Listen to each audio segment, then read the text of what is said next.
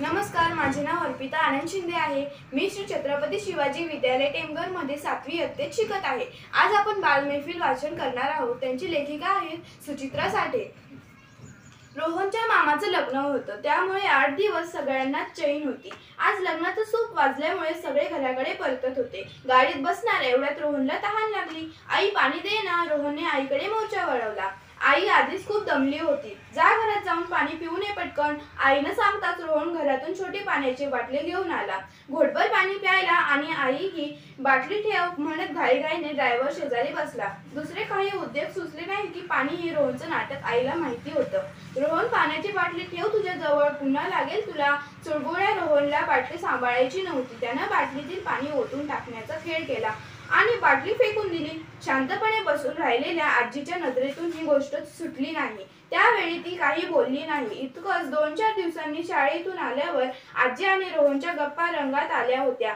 आजी म्हणाली, रोहन, तुला एक गोष्ट सांगायची आहे कधीपासून? ये आत्ताच सांगते। रोहन उड्या मारत आजीच्या मांडीवर येऊन बसला। अरे, परवा मी भंगार गोळा करणाऱ्या बाईला पाहिलं, मग त्यात काय विशेष? असे भाव रोहनच्या चेहऱ्यावर उमटले होते। अरे, तिच्या पोत्यातून पाण्याच्या प्लास्टिकच्या बाटल्यांचा ढीग काढला तिनं। रिकाम्या बाटल्या टाकूनच द्यायच्या असतात ना आजी?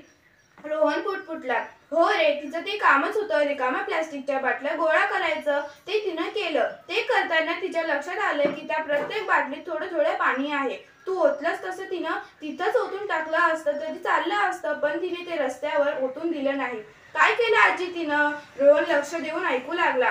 तिनं आजूबाजूच्या कुंड्यांमधील रोपं, झाडं यांच्या मुळाशी एक एक बाटली रिकामी केली। दुसऱ्याला काहीतरी खाऊ देताना कौतुकाचा, आनंदाचा भाव असतो ना चेहऱ्यावर, तसाच भाव तिच्या चेहऱ्यावर दिसत होता। झाडांना तिनं पाणी पाजलं।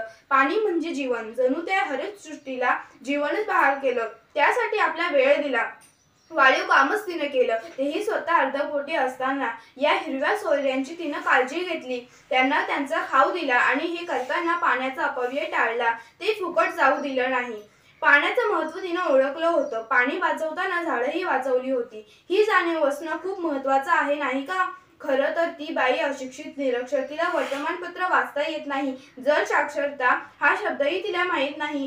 तिला कोणीही पाण्याचं महत्त्व सांगितलेलं नाही। पाऊस कमी पडलाय, तलावांमधील पाण्याची पातळी खाली घसरलेली आहे, हेही तिला माहीत नाही। तरी विवेकानं तिनं ही गोष्ट केली। खरं तर आपल्यासारख्या सुशिक्षितांपुढे नकळत आदर्श उभा केला आहे। बरोबर बोलते आहे ना मी, रोहन शेठ? आजीनं हळूच टपली मारल्यावर रोहन उभा राहिला। आजी, माझं थोडं चुकलं बरं का, मी पुन्हा असं पाणी ओतून देणार नाही। आजीचा हेतू साध्य झाला। धन्यवाद।